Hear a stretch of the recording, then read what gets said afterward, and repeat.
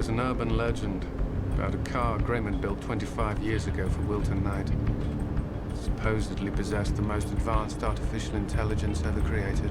A cool guy, cool car. It's amazing the power of this show. Everyone knows about Knight Rider. I mean, I think it's become such an integral part of our American culture in so many ways.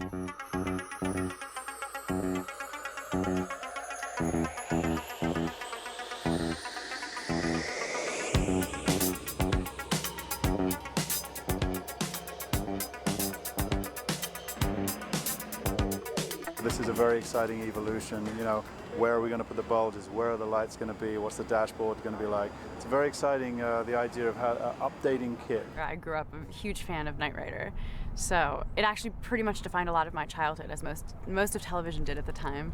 So yeah, the character Michael Knight, I'm just getting hot in here, just saying. I just remember David Hasselhoff being so very cool in all of them. And you know, it's funny, when you watch the show now, it actually stands up. There are certain shows from the 80s that I don't think you can watch with a straight face. In this show, I think you can. Knight Rider is just a good, feel-good show. I can't believe how many people come up to me and talk to me about this. Welcome aboard the Knight 2000. Thank you. What's all this?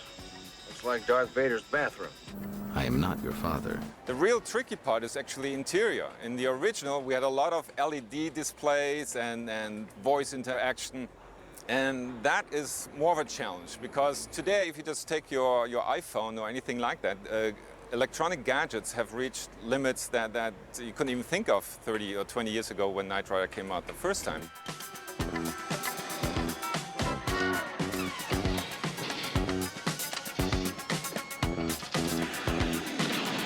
The original Knight Rider had a big fan base. That's what's kind of great about this version, is that it will apply to such a broad spectrum, and not even just Americans, but because I know that the original Knight Rider was such an international success, you know? So this is definitely going to follow in its footsteps. I mean, I was a fan myself. I watched the show in England. It was pretty big in the 80s. Was it 80s? Yeah, I think so. So I think the old fans are gonna really dig it. I think that's the key with this, is to appease the old fans of the old show, and to get the younger audience of today in to watch it, you know. It is the fastest, safest, strongest car in the world. It is also completely fuel efficient and is operated entirely by microprocessors, which make it virtually impossible for it to be involved in any kind of mishap or collision, unless, of course, specifically so ordered by its pilot. I don't see how a thinking car is going to help us.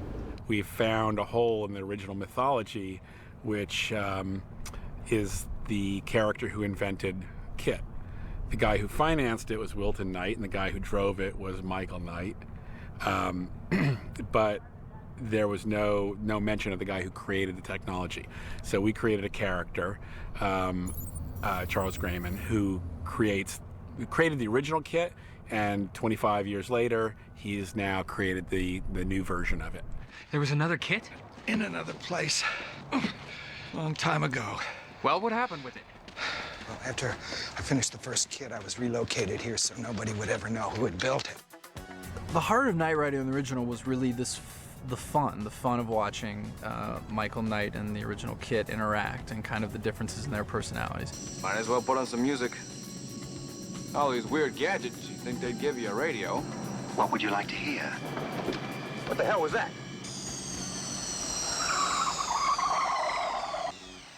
Do you wish further information on Silicon Valley? Hell no, I want to know who you are and how you're listening in.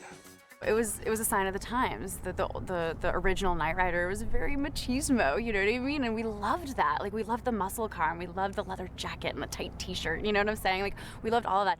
Now it's more about, it's still very much about, you know, the lead male character, but now there's a strong female character. There's two strong female characters in it. It's just a lot more complex, the storyline. I think it's taking what we know and love about the original Knight Rider and it forming it for today's sophisticated audience.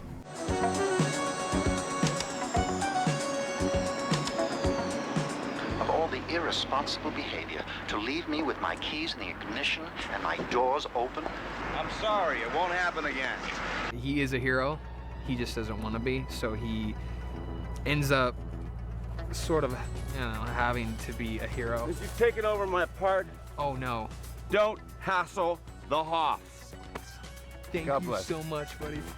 Thank you so Pleasure. much. I'll see Pleasure. you. It was an honor. This is pimp. This is cool.